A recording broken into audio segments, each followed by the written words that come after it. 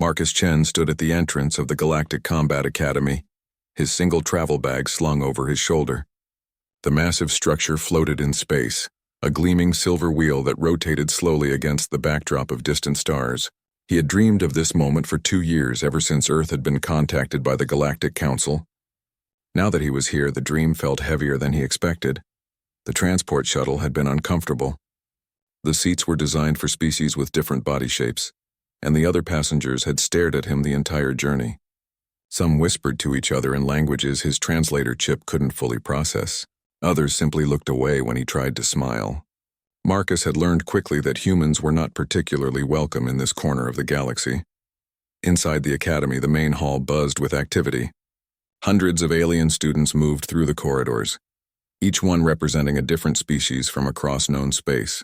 There were towering beings made of crystalline structures, small furry creatures that floated on anti-gravity belts, and reptilian warriors whose scales gleamed under the artificial lights. Marcus felt very small and very alone. A holographic display showed him the way to the registration area. As he walked, he noticed the stairs again. A group of large reptilian students blocked part of the corridor, forcing him to squeeze past them.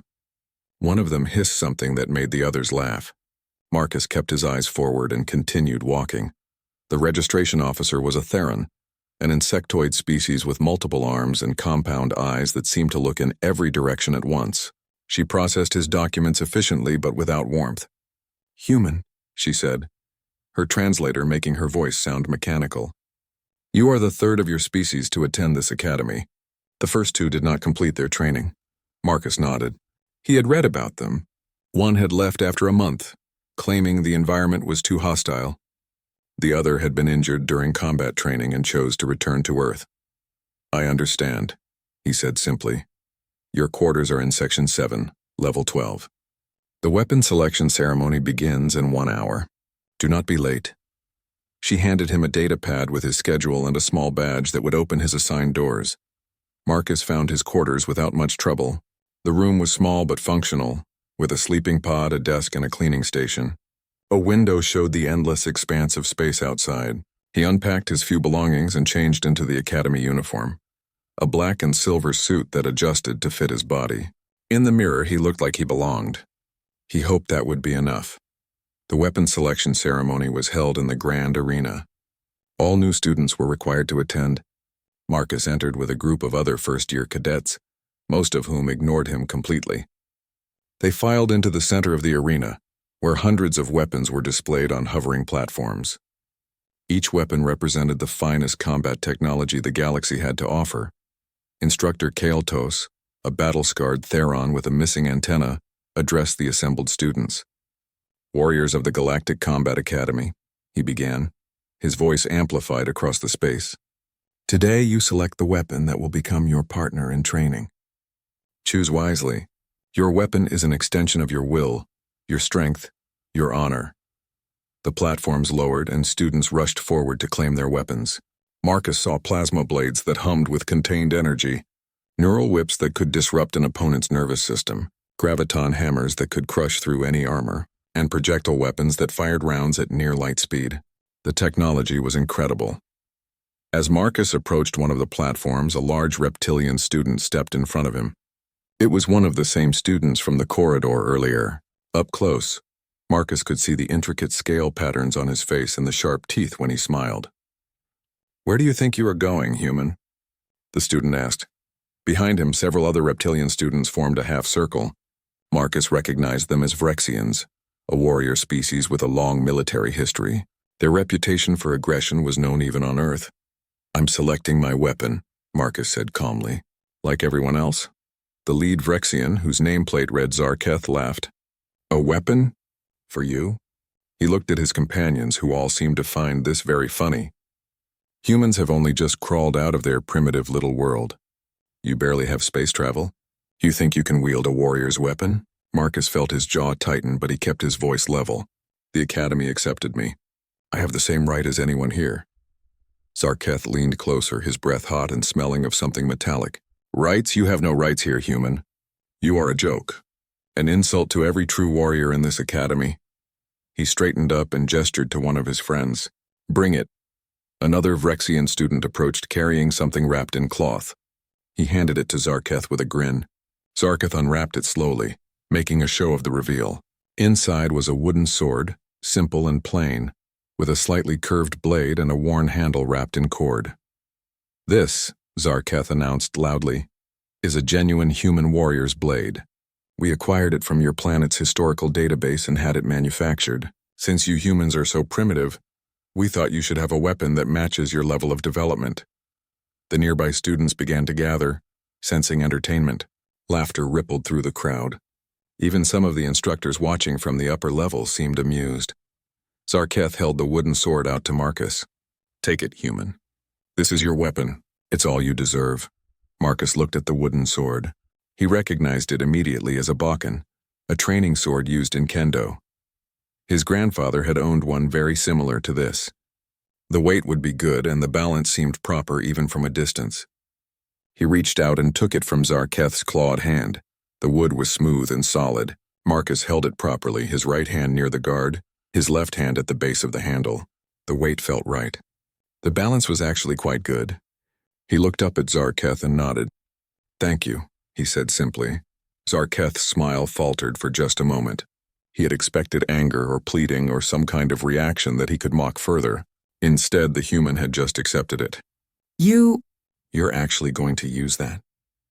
he asked. "Yes," Marcus said. "It's a fine weapon." The laughter grew louder. Students from a dozen different species were now watching, some recording the moment on their personal devices.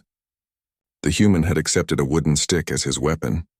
The story would spread across the entire academy by nightfall. Instructor Keltos approached through the crowd. His compound eyes focused on Marcus and the Bakken. "Human," he said, "you understand that this weapon has no technological components? No energy cells, no reinforced structure, no combat enhancements of any kind?" "I understand, instructor," Marcus replied. "You may return it and select a proper weapon from the available options," Keltos continued. "There is no shame in doing so." Marcus looked down at the Bakken in his hands. He thought of his grandfather, who had taught him that the weapon was nothing without the warrior who wielded it. He thought of the thousands of students who would use technology to make up for lack of skill. He thought of what he had come here to prove.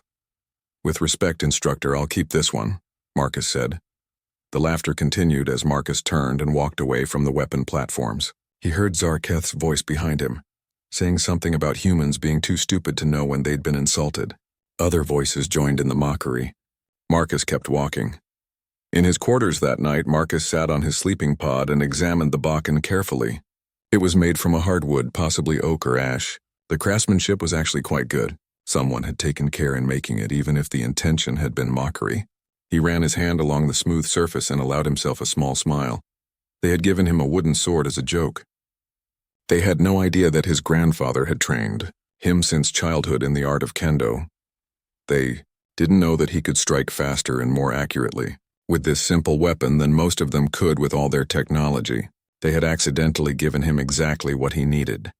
Marcus stood and moved through the basic forms, the kata that his grandfather had drilled into him 10,000 times. His body remembered every movement, every shift of weight, every precise angle. The Bakken moved through the air with a soft whistling sound. In the silence of his quarters, with the stars wheeling past his window, Marcus Chen prepared for what was coming. They thought the wooden sword was a weakness. He would show them it was anything but.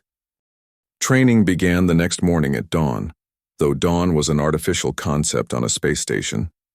The lights in the corridors brightened gradually, simulating sunrise, and Marcus joined the flow of students heading toward the training halls. He carried his Bakken openly, strapped to his back in the way his grandfather had taught him. The stares and whispers followed him everywhere. The main training hall was enormous, with a ceiling that stretched up several stories and floors made of a material that could shift density based on the training requirements. Different areas were marked off for different combat styles. Energy weapons practice happened in reinforced chambers. Hand-to-hand combat took place in padded circles. Weapons training occupied the largest space, where students could face off against training drones and each other under instructor supervision. Marcus found his assigned training group and stood at attention with the others. Instructor Keltos walked down the line examining each student and their chosen weapon. When he reached Marcus, he paused for a long moment. "The wooden sword," he said flatly. "Yes, instructor," Marcus replied. "You will be at a severe disadvantage against any opponent with an energy weapon. The training drones are programmed to treat all weapons as potentially lethal. They will not adjust their difficulty for your choice." "I understand, instructor." Kael'to studied him with those strange compound eyes. "Very well. Begin your warm-up exercises." The warm-up was brutal. Students were expected to complete a series of physical challenges that tested strength, endurance, and flexibility. Marcus noticed that many species had natural advantages.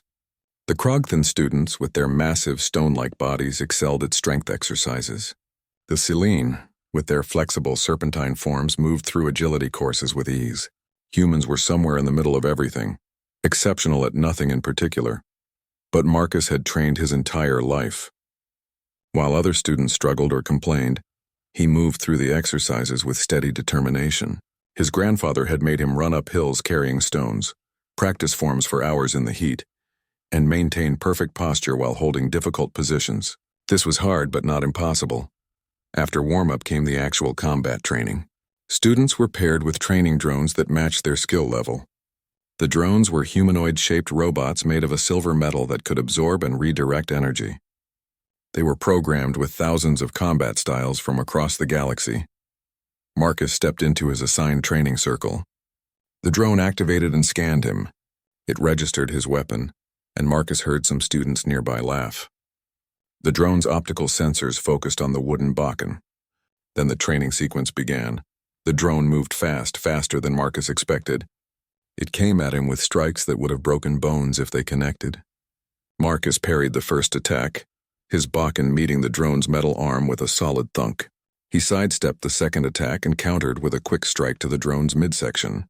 The bakken connected with a satisfying crack. The drone registered the hit and backed away, recalibrating. It attacked again, this time with a different pattern. Marcus blocked high, then low, then swept the drone's leg position with a fast strike. The drone stumbled. Marcus followed up with a precise thrust to its chest core. Another registered hit. The drone increased its difficulty level. For 20 minutes, Marcus faced the drone. His movements were economical and precise. Every strike had purpose. Every block was positioned exactly where it needed to be. He didn't waste energy on flashy movements or aggressive posturing. He simply moved, struck, and defended with a calm efficiency that his grandfather would have recognized immediately. When the training timer ended, the drone powered down. Marcus was breathing hard but not exhausted. He bowed to the drone as was proper in kendo and turned to leave the circle. Instructor Kael'tos was standing at the edge of the circle, watching. "Interesting form," he said. "You have trained before?" "Yes, instructor. My grandfather taught me." "With wooden swords?" "Yes, instructor. It's called kendo, a martial art from Earth." Kael'tos made a clicking sound that Marcus couldn't interpret.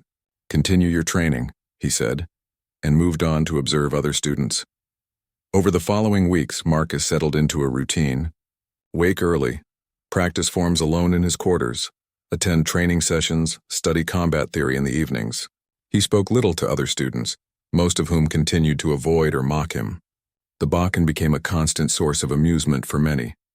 In the cafeteria, students would make jokes about bringing kindling to battle. In the corridors, he overheard conversations about the stupid human who thought a stick could compete with real weapons. During group exercises, partners would often request reassignment rather than work with him. Marcus endured it all in silence. His grandfather had taught him that action spoke louder than words and that patience was as important as skill. So he waited, trained, and observed. He watched how the Rexian students fought with aggressive, power-based attacks. He noticed how the Silene relied too heavily on their weapons' technological advantages. He saw that the Krogthan were strong but slow to adapt. Every species had patterns, habits, and weaknesses that they didn't even realize. And he noticed something else. Almost every student depended entirely on their weapons' special features. The plasma blades could cut through almost anything, so their wielders never learned proper edge alignment. The neural whips could stun from a distance, so their users never developed close-quarter skills. The graviton hammers could crush defenses, so their bearers never practiced speed or precision.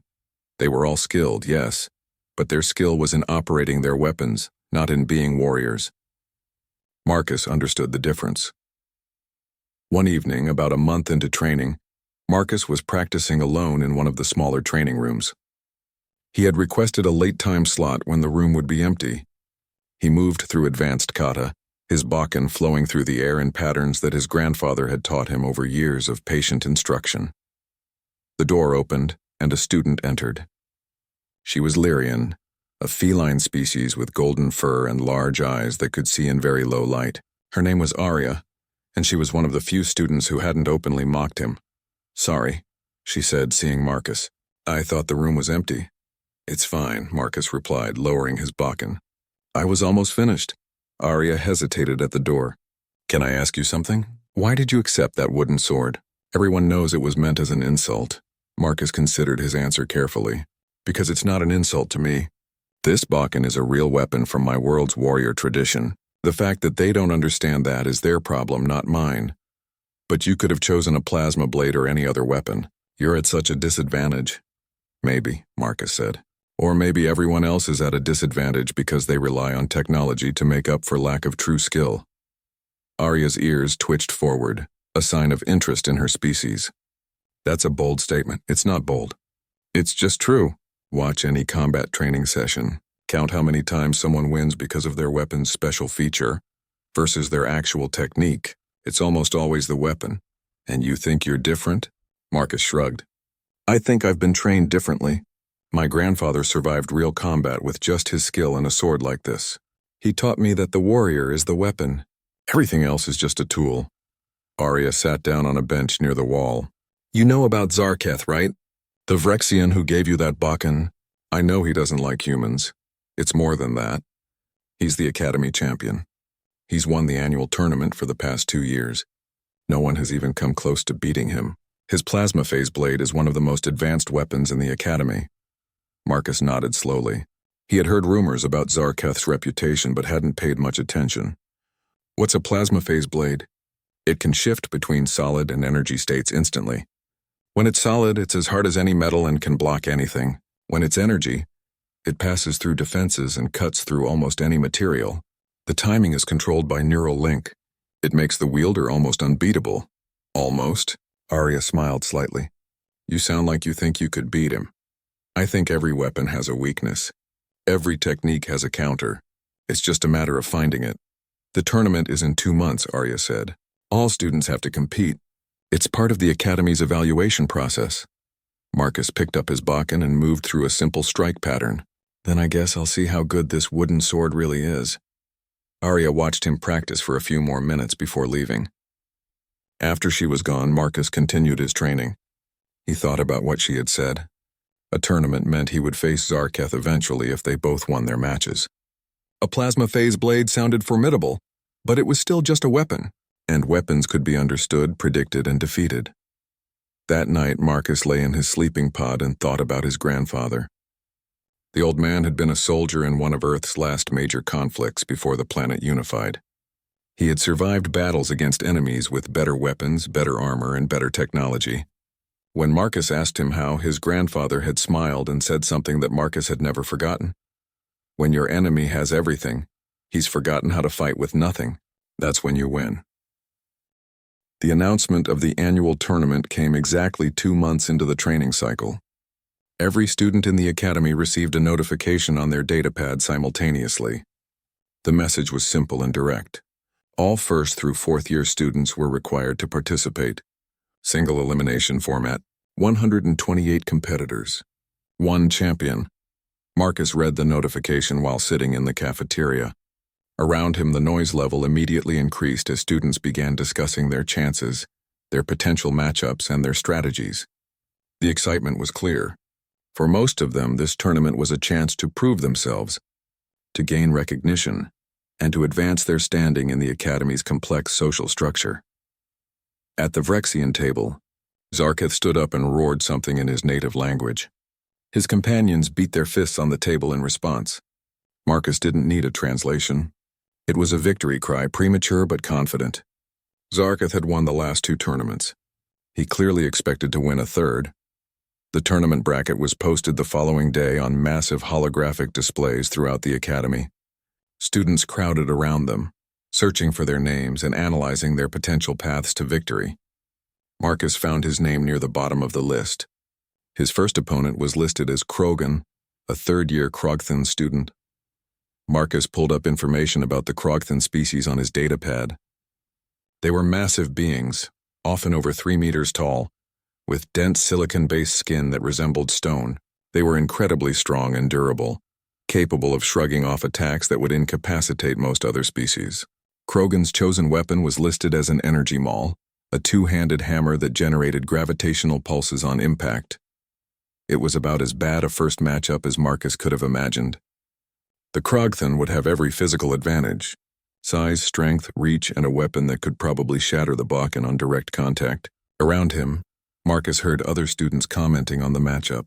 Most seemed to think it would be over in seconds. Training took on a new intensity as the tournament approached. Every session felt like preparation for actual combat. Instructors pushed students harder, and the students responded by pushing themselves. The training drones were upgraded to tournament-level difficulty, and injury rates increased noticeably. Marcus adjusted his training routine.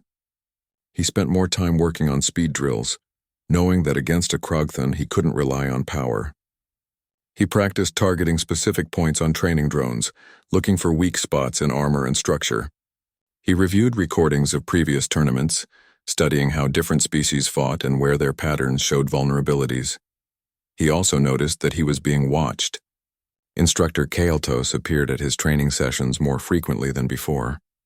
Other instructors occasionally stopped to observe as well. Even some of the senior students, those who would not be competing in this tournament, came to watch the human with the wooden sword. One of them approached Marcus after a particularly intense training session. He was a tall, thin being from a species Marcus didn't recognize, with skin that seemed to shimmer between different colors. "You're better than they say," the senior student said without introduction. Marcus bowed slightly, unsure of the proper protocol. "Thank you. I watched you against the level 5 training drone. Your efficiency rating is actually higher than most third-year students. You waste almost no movement. My grandfather taught me not to do anything without purpose." The senior student tilted his head in what might have been a nod. "I graduated 2 years ago. I faced Zarketh in the semifinals of my final tournament. He destroyed me in under 3 minutes. His plasma phase blade is unlike anything you've trained against.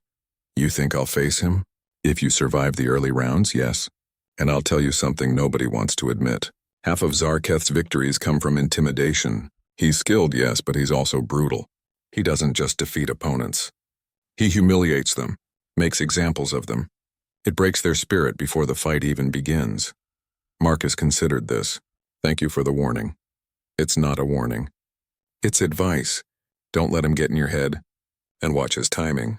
The blade shifts phases in response to his neural commands, but there's a microsecond delay. It's small, but it exists. That's his weakness." The senior student walked away without waiting for a response. Marcus filed the information away carefully. Every piece of knowledge could be useful. The night before the tournament began, the Academy held a traditional ceremony. All competitors gathered in the grand arena, which had been decorated with banners representing every species in the Galactic Council. Instructors and Academy officials sat in elevated positions around the arena's edge. The dean, an ancient being from a species that lived for centuries, addressed the assembled students. The speech was about honor, duty, and the warrior's path. Marcus listened carefully, noting that the dean spoke of the tournament as more than just a competition. It was a test of character, a measure of dedication, and a reflection of each species' martial traditions. The words were inspiring, and Marcus felt a surge of determination, but he also noticed the looks he received from other students. Some were curious, wondering if the human would actually fight or forfeit. Others were amused, already imagining his inevitable defeat. A few seemed almost angry, as if his presence in the tournament was an insult to the whole event.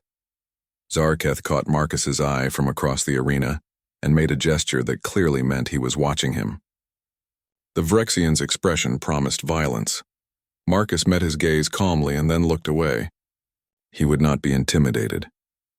The first day of the tournament arrived with clear artificial skies outside the Academy's viewports.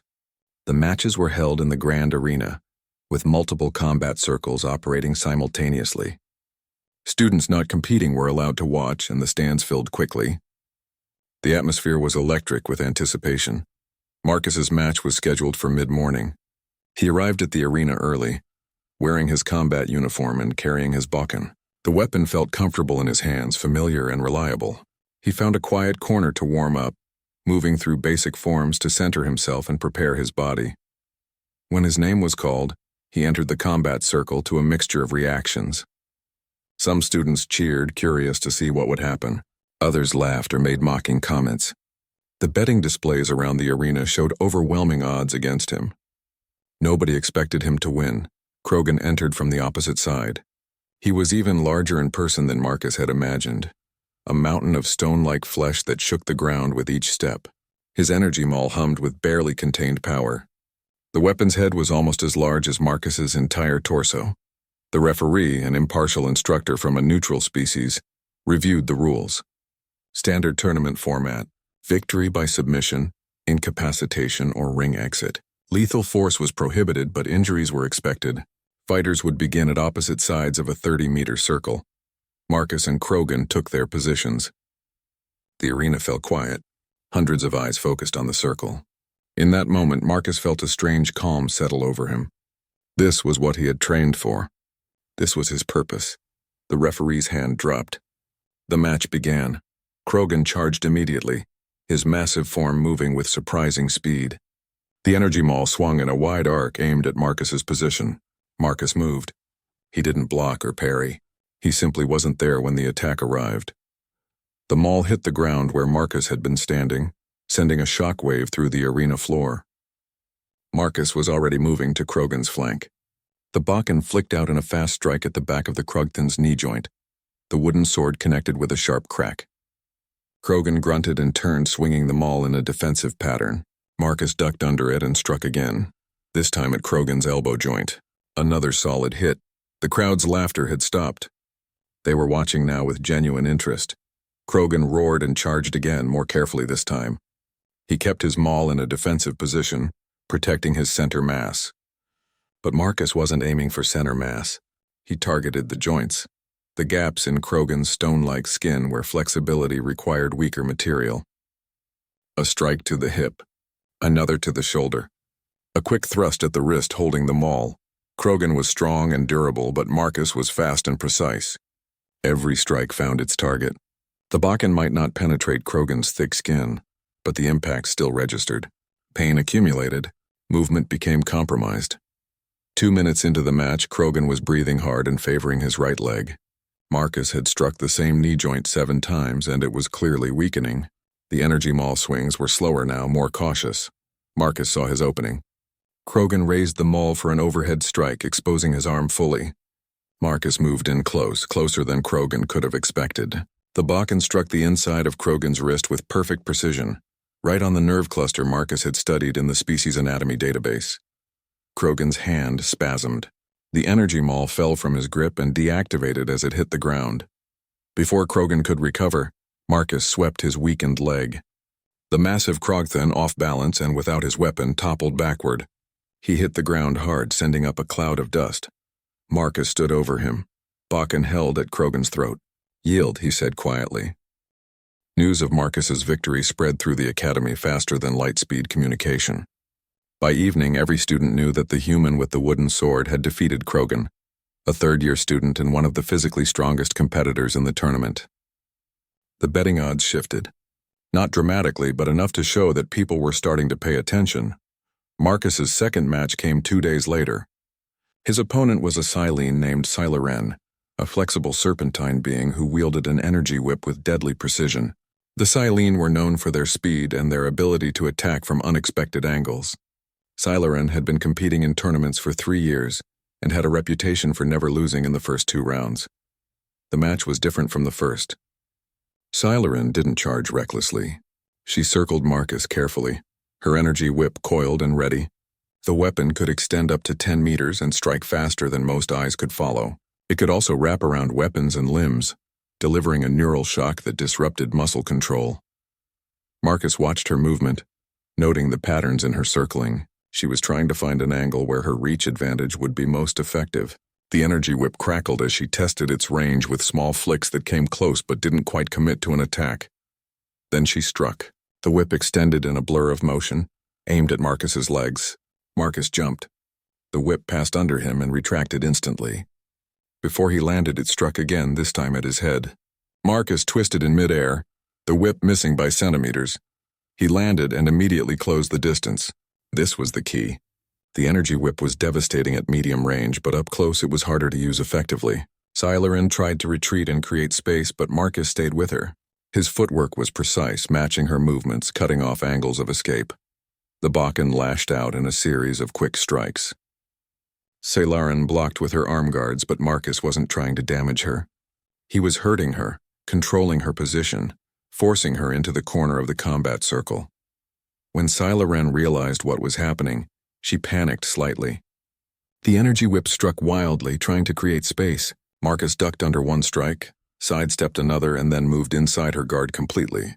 The Bakken struck her weapon arm at the wrist, not hard enough to break anything, but hard enough to cause her to drop the whip's control handle.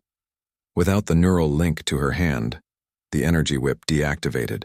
Marcus's Bakken touched her throat. "Yield," he said. Silerin hissed in frustration, but nodded. "I yield." The crowd's reaction was even louder than before. The human had now defeated two skilled opponents with his primitive weapon. In the stands, Marcus could see students arguing with each other, some still insisting it was luck, others beginning to wonder if there was something more to the human skills. The tournament continued over the following week. Marcus advanced through each round.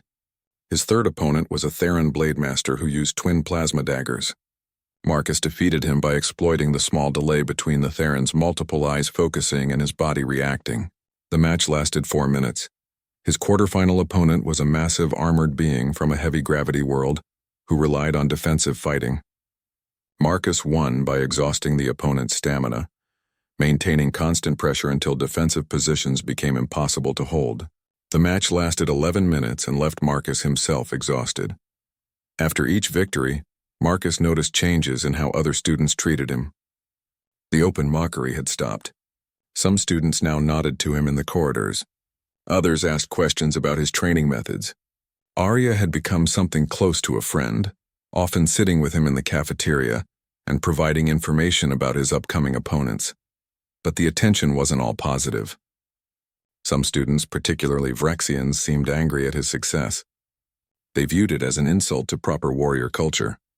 How could someone with a wooden sword defeat trained combatants with superior weapons?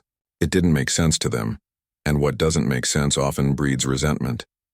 The semifinal matches were scheduled 3 days after the quarterfinals. This gap was intentional, giving fighters time to recover and prepare. Marcus used the time to train and meditate, but also to watch recordings of the other semifinalists. Zarketh had advanced to the semifinals as expected. His matches had been brutal displays of overwhelming power.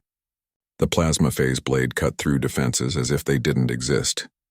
His opponents never lasted more than 3 minutes, and most submitted with visible injuries. Zarketh showed no mercy. The other two semifinalists were both fourth-year students with years of tournament experience. Marcus studied their techniques carefully, noting strengths and weaknesses, but he knew that if he won his semifinal match, he would face Zarketh in the finals. That confrontation was becoming inevitable.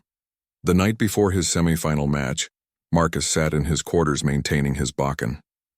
The wooden sword had held up remarkably well through the tournament, showing only minor wear. He cleaned it carefully with a special oil, just as his grandfather had taught him.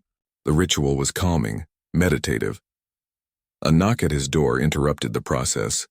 Marcus opened it to find Arya standing in the corridor. She looked worried. "Can I come in?" she asked. Marcus stepped aside to let her enter. Arya looked around his sparse quarters and then focused on the Bakken in his hands. "You're really going to fight Zarketh, aren't you?" she said. It wasn't quite a question. "If I win tomorrow, yes. Marcus, I've watched all of his matches. He's not like the others. He's not just skilled. He's ruthless. He hurts people on purpose even after they've lost. The referees have warned him multiple times, but he always stays just within the rules." Marcus nodded slowly. He had noticed this in the recordings. "Why are you telling me this?" "Because you could forfeit. Nobody would blame you. You've already proven yourself by reaching the semifinals. The Academy officials are impressed. Earth's representative on the Galactic Council has been watching your matches. You've already accomplished more than anyone expected. But, Marcus prompted, Arya sighed. But if you face Zarketh and he destroys you, it will be worse than never competing at all. He'll make an example of you. He'll prove that humans are weak, that primitive weapons are worthless, that you never belonged here in the first place. Marcus set the Bakken down carefully on his sleeping pod. Arya, can I tell you a story? She nodded and sat down on the room's single chair. My grandfather was a soldier in the last major war on Earth. He fought in battles where his side was outgunned, outnumbered, and out-equipped. The enemy had better weapons, better armor, better everything. Everyone said his side would lose. Did they? No, they won. Not because they had better technology, but because they refused to give up. My grandfather told me that the greatest weapon any warrior has is the refusal to be defeated. Not the refusal to lose, mind you. You can lose a battle and still not be defeated. Being defeated means accepting that you're inferior. I won't accept that. Arya was quiet for a long moment. You really think you can beat him? I think every technique has a counter.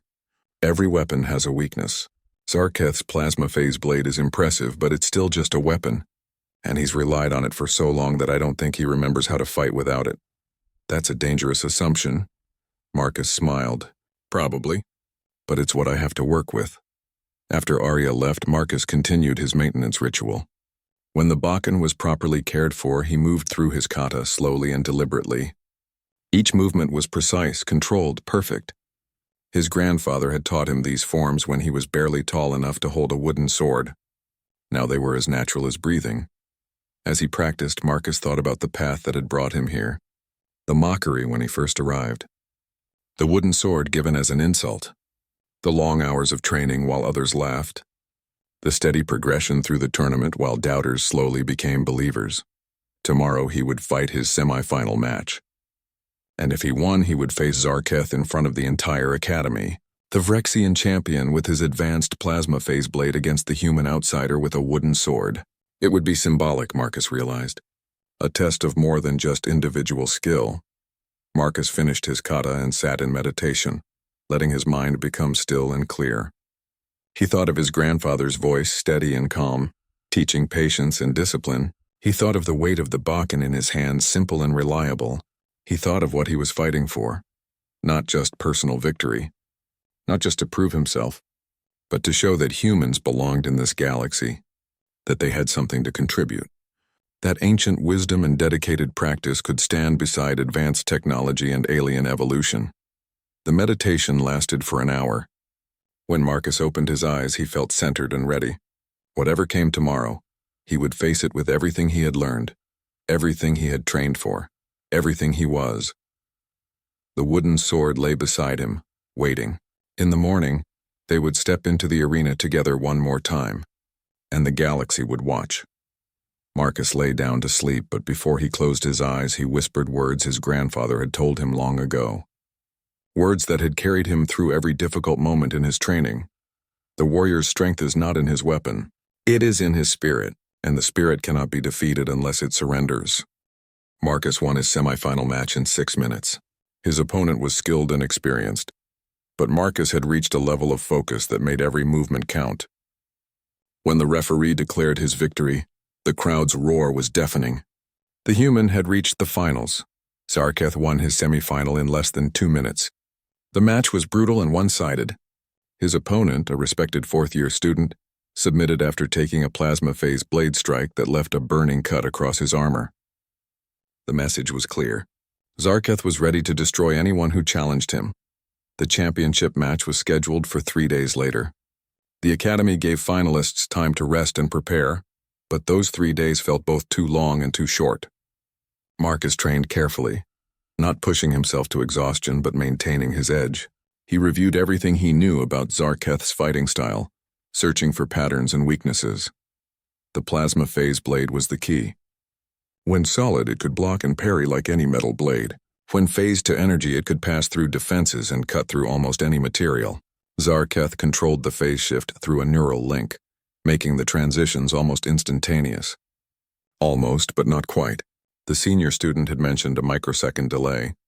Marcus had to hope that was accurate. The night before the championship, sleep came with difficulty. Marcus lay in his pod, staring at the ceiling, running through scenarios in his mind. How do you fight something that can phase through your defense? How do you block an attack that can choose to be solid or energy at will? The answer came to him slowly. You don't fight the weapon, you fight the warrior. Morning arrived with a buzz of activity throughout the academy. The championship match was the highlight of the entire tournament, and everyone wanted to watch. The grand arena was packed to capacity. Students filled every seat and instructors occupied the elevated platforms. Academy officials and representatives from various species sat in a special viewing section. Even some members of the Galactic Council had sent observers to watch the match. Marcus entered the arena through the eastern gate. He wore his standard combat uniform and he carried his Bakken. The wooden sword looked plain and primitive in his hands, but it felt perfect. The weight was right. The balance was exact. This weapon had carried him through every match. It would carry him through one more. The crowd's reaction to his entrance was mixed. About half cheered, having become supporters of the underdog human. The other half remained silent or skeptical. They had seen Marcus's victories, but they still couldn't quite believe that a wooden sword could defeat Zarketh's advanced weapon. Zarketh entered from the western gate to a thunderous roar from the Rexian section of the crowd. He was massive up close, taller and broader than Marcus by a significant margin. His scales gleamed under the arena lights. He carried his plasma phase blade with casual confidence, the weapon humming with contained power even in its inactive state. The two fighters approached the center of the arena. The referee stood between them, a senior instructor Marcus didn't recognize. The instructor reviewed the rules, which were the same as all previous matches but felt more serious now. Victory by submission, incapacitation, or ring exit. Lethal force prohibited but injuries expected. Zarketh stared down at Marcus with open contempt. You should have forfeited, human. I will break that toy sword and then I will break you. Everyone will see that your species is as weak as we've always known. Marcus met his gaze calmly. We'll see. The fighters took their positions at opposite sides of the 30-meter circle. The arena fell silent. Thousands of eyes focused on the two combatants. The moment stretched out, tense and electric. The referee's hand dropped. The championship match began. Zarketh didn't rush forward. He walked slowly, deliberately, his plasma phase blade held in a ready position. He was taking his time, building intimidation, showing confidence. Marcus remained still. Bakken held in a middle guard position, breathing steady and controlled. When Zarketh was about 10 meters away, he struck. The plasma phase blade flashed forward in a blindingly fast attack. The blade was solid, aiming to knock the Bakken from Marcus's hands through sheer impact force. Marcus parried. The Bakken met the solid blade with a sharp crack. The force of the impact vibrated up his arms, but his grip held firm. Zarketh immediately shifted the blade to energy phase and continued the attack in a fluid motion. The energy blade passed through where Marcus's Bakken had been, but Marcus had already moved, sidestepping and creating distance. Zarketh attacked again, this time starting in energy phase. The glowing blade cut through the air in a wide arc. Marcus ducked under it and closed distance, the Bakken striking toward Zarketh's forward knee. Zarketh shifted the blade to solid phase and swept down to block. The blades met with another sharp impact. For 2 full minutes they fought in this pattern. Zarketh attacked with overwhelming power and speed, switching his blade between phases unpredictably. Marcus defended, parried, and dodged, never quite committing to a full counterattack. He was studying, learning, understanding, and he found what he was looking for. The microsecond delay. It was small, incredibly small, but it existed. When Zarketh shifted from solid to energy or energy to solid, there was a brief moment when the blade was in transition, a moment when it was neither fully one nor the other. A moment of vulnerability, but knowing the weakness existed and exploiting it were two different things. The timing would have to be perfect.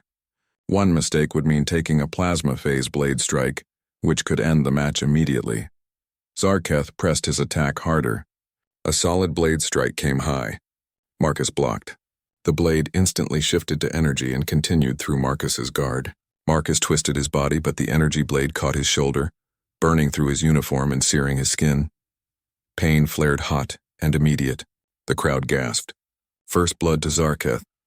Marcus backed away, his left shoulder bleeding but not severely damaged. Zarketh grinned, showing all his teeth. That's just the beginning, human. I'm going to take you apart piece by piece, Marcus said nothing. The pain helped him focus. His grandfather had taught him that pain was just information. It told you that you were alive and still fighting. He adjusted his grip on the Bakken and reset his stance. Zarketh attacked again, confident now that he had drawn blood. His strikes were aggressive, powerful, meant to overwhelm.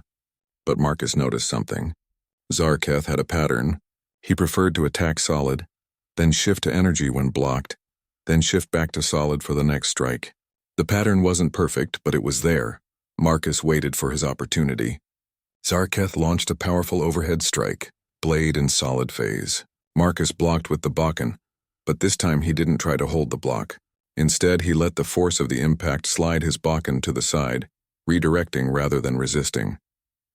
Zarketh's blade shifted to energy phase, expecting to continue through Marcus's defense. But Marcus was already moving. He stepped inside Zarketh's guard, closer than the Vrexian expected. The Bakken struck upward in a sharp thrust, not at Zarketh's body but at his weapon hand. The strike connected just as Zarketh's blade was transitioning from energy back to solid. In that microsecond of vulnerability, the Bakken struck the neural link controller on Zarketh's wrist. The impact disrupted the connection. Zarketh's plasma phase blade flickered, the phase shift stuttering and failing to complete. For a brief moment, the weapon was unstable, caught between states. Marcus didn't hesitate. His Bakken struck again, this time at Zarketh's elbow. The Vrexian's arm was forced wide, opening his defense. A third strike targeted Zarketh's forward knee. The larger fighter stumbled. The crowd was roaring now, sensing the shift in momentum. Zarketh recovered quickly, his superior strength and experience showing. He attacked wildly, the plasma phase blade cutting the air in desperate, powerful strikes. But his timing was off. The disruption to his neural link had affected his control. Marcus pressed his advantage. Every opening Zarketh created, Marcus exploited. A strike to the wrist, another to the shoulder. A quick thrust at the midsection that Zarketh barely blocked. The Bakken was everywhere, fast and precise, never giving Zarketh time to reset. Then Zarketh made a mistake. He overextended on a powerful energy phase strike, putting everything into a killing blow. It was the attack of someone who had always relied on overwhelming power to win. Marcus saw it coming. He stepped inside the attack arc, too close for the blade to reach him. His Bakken struck Zarketh's weapon hand with perfect precision, hitting the exact spot he had targeted before.